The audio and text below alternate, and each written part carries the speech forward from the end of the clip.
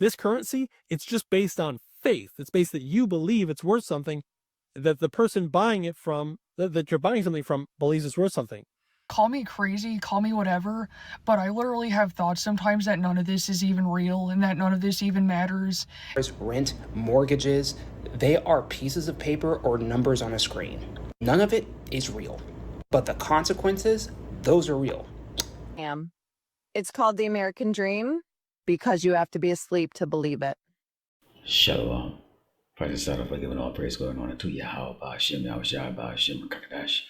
Double honors to teachers, elders, and the boss of great millstone, likewise, brothers, putting on this truth.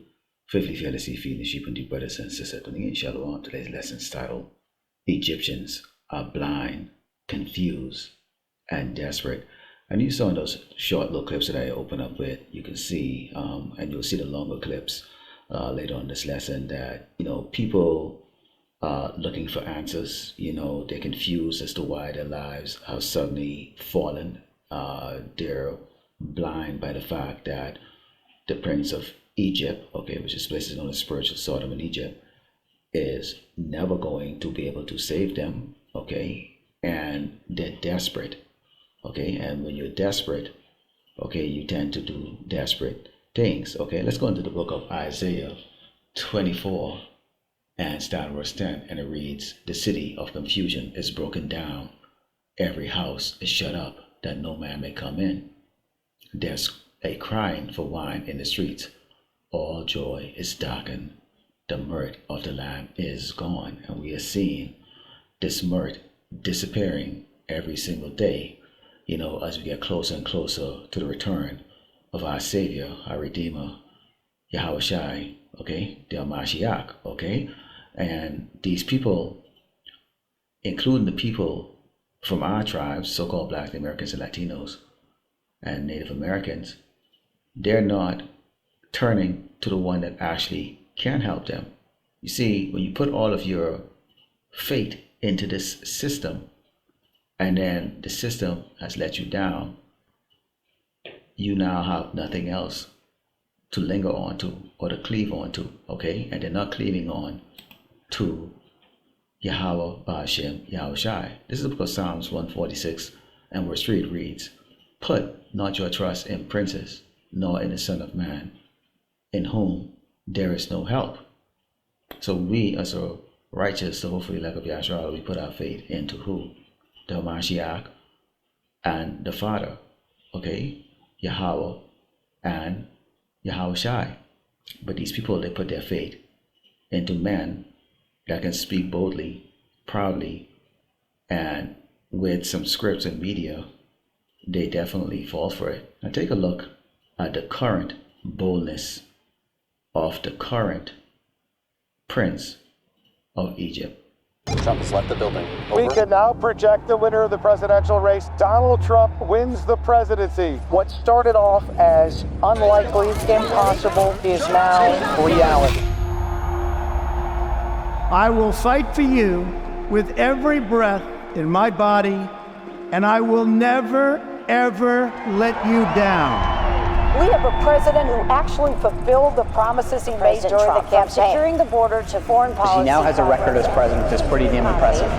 Breaking news out of Palm Beach, The FBI has executed an unprecedented search warrant at President Donald Trump's Mar-a-Lago estate. The former president has both sides of the political aisle up in arms. It is a dangerous and unstable moment in American history. The Justice Department has just indicted former President Donald Trump. For 7 years, they hated him, they targeted him, they hunted him. This is the epitome of the abuse of the prosecutorial power to preempt political decisions.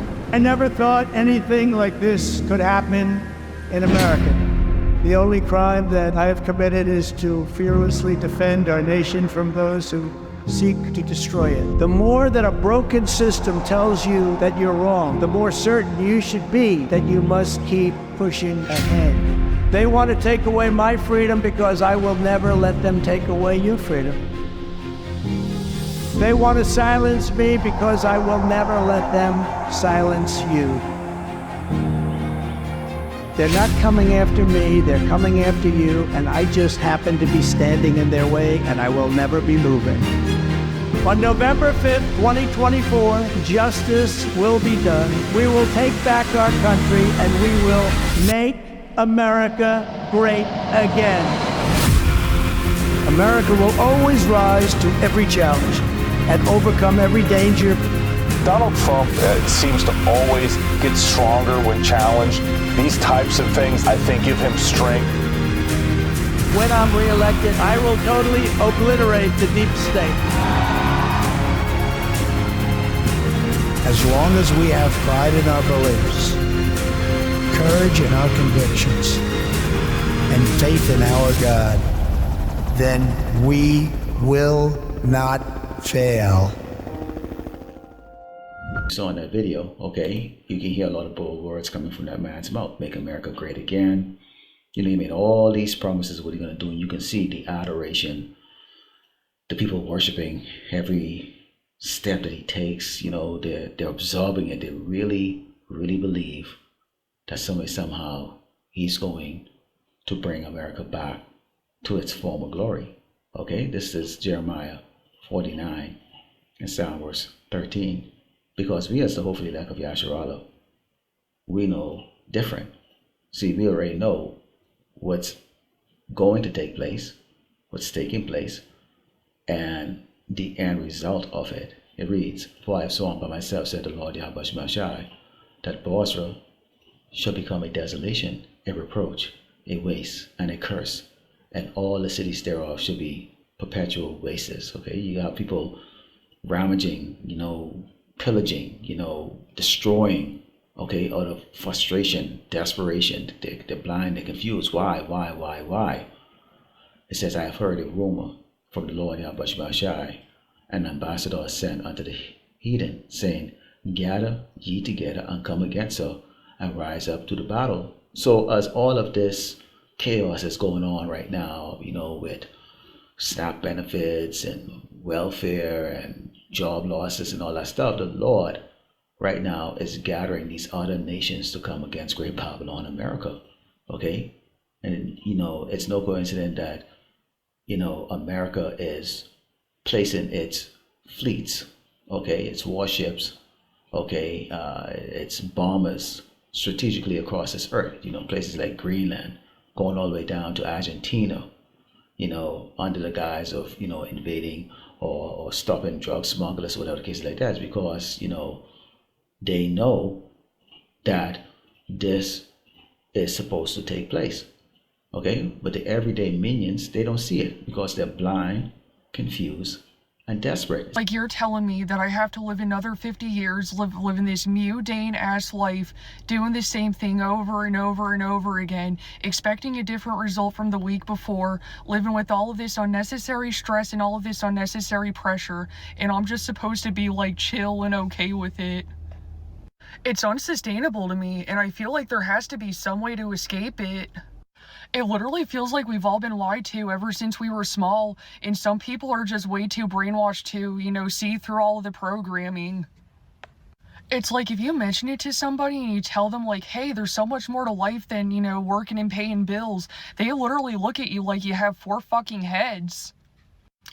I don't know. Call me crazy, call me whatever, but I literally have thoughts sometimes that none of this is even real, and that none of this even matters, and that life is short, it goes by fast, we should be making the most of it. Society is a fucking scam. So you wake up early in the morning to go to work to pay for a house that you're never at, and you pay for a car that primarily gets you from and to work, correct? The government takes anywhere from, let's say 30 to 50% of your wages. And then there's things like VAT, which is basically your money getting taxed that was already taxed. You save up your whole life for a pension, which at the end of the day, the government takes 40 to 50% of that. Then in your elder years, you're living off canned soup and fucking bread because that's all you can afford. And then you get your state pension, which you can't get until you're like 180 years old. And even with that, if you die before you get it, you can't even pass it down to your kids. The government takes it. We are all getting scammed so fucking bad. It's almost comical. People don't see this shit. How can you work 40 or 50 hours a week, especially nowadays, to pay for fucking nothing. So figure 200 hours a month, you give your life to a corporation, and then halfway through the month, you're struggling to get to payday. Sounds pretty fucking familiar, doesn't it? We're giving our lives away for nothing. It is a scam. We're losing more by going to work than staying our asses home. All a big scam. It's called the American dream because you have to be asleep to believe it. I don't want to do this anymore. I'm tired. I've had breakdowns, not just mental, not just emotional, but because I see it clearly now. This is all a really fucked up, out-of-date game. Money isn't even real. Debt, credit scores, rent, mortgages, they are pieces of paper or numbers on a screen.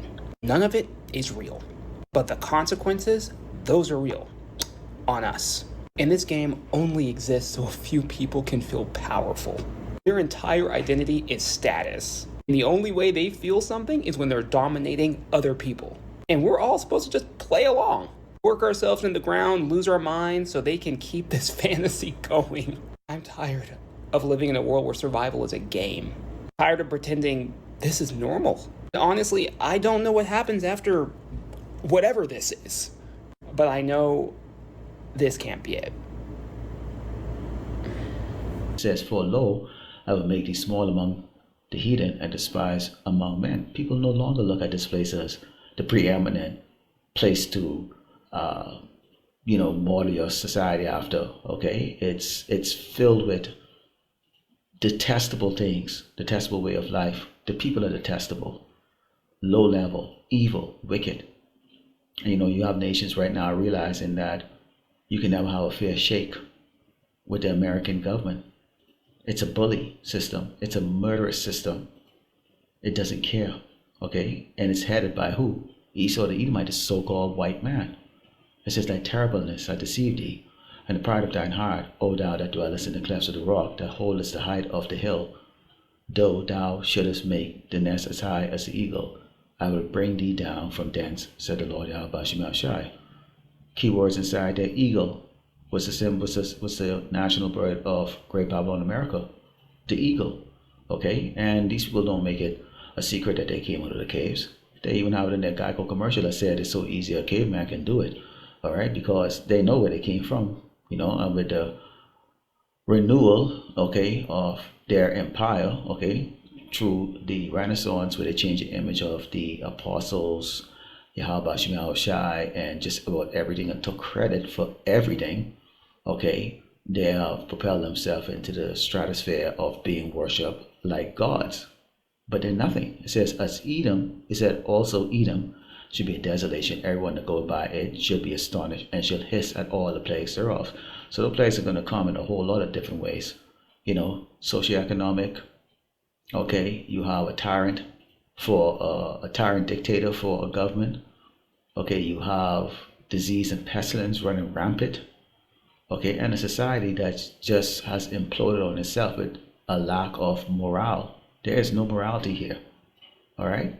It says, as in the overthrow of Sodom and Gomorrah and the neighbor city thereof, said the Lord Yahweh Shemel Shai, no man shall abide there, neither shall a son of man dwell in it. It is going to be destroyed. Now take a look at the latest thing when they talk about this snap. And you can see here, when we talk about the wicked, when they're in power, the people mourn. Look at this. Possible relief for millions of Americans this morning. SNAP benefits are expected to be fully restored by today at the latest. So the longest government shutdown in U.S. history paused those benefits, leaving a lot of people struggling to afford everyday groceries. So News4Jax reporter Caleb Yager joins us in the studio this morning. Caleb, we are now hearing that millions of people might have to actually reapply for those benefits. It's something that we could see possibly in the coming weeks. And according to Politico, Agriculture Secretary Brooke Rollins says the Trump administration is really cracking down on what they're calling fraud by making everybody reapply. There's no official plan in place just yet, but Rollins did claim that over 180,000 deceased men, women, and children are somehow receiving a SNAP check, citing data from 29 states. The Trump administration wants to make sure that everyone on SNAP is, quote, literally vulnerable and can't survive without it. But and as you saw, they're going to now make everybody reapply. but they have a lot of criteria now that people have to jump through. So in this reapplication process, because they deem that there's been a lot of fraud and that people are collecting, SNAP benefits, okay, and all this other stuff, these people have come to trust in, and there's a lot of people that committed fraud with this, and there's a lot of people that just sat on their ass and just made a life. We're talking generations, okay, of living off this system that is going to come to an end. And so what they're doing is they're basically trying to savor or salvage what's left of Great Babylon America, okay? But we also know that this is also part of prophecy of the Lord Yahweh Shai taking the state staff away from Jerusalem, okay, which is basically the children of Israel who have come to depend on the so-called white man for their substances, worship him as God, and have turned away, okay, from Yahweh Shai. They've forgotten their first place of rest, and it's not here. This is Psalms 40. And verse 4 reads, "Blessed is that man that maketh the Lord Yahweh Shai his trust, and respecteth not the proud, nor such as turn aside to lies." And that's us. Okay, we don't respect the proud. The proud is Esau the Edomite, the so-called white man. But the proud also can be those that believe in the system, that trust in the system. They're also proud too, especially if you're an Hebrew Israelite, because you know better. You should know better. You're being told better, but you're not listening. Okay, and that's the reason why you're right now in that spirit of depression, confusion, and we're laughing at it because we know this is closer to the end. Okay, let's close it with the book of Psalms 118 and verse 8. It reads, "It is better to trust in the Lord Yahweh Shai than put confidence in man. It is better to trust in the Lord Yahweh Shai than to put confidence in princes." So be it as it may, brothers don't put trust in any man, okay, nor do brothers put trust in any kings or princess. We put trust only in Yahweh, Ba'ashem, Yahweh Shai. And if you do that, you're not going to be blind, you're not going to be confused, and you won't be desperate. Lord willing, let us edify that goes back in all glory and honor to Yahweh, Ba'ashem, Yahweh Shai, Ba'ashem, Rakakadash, Shalom.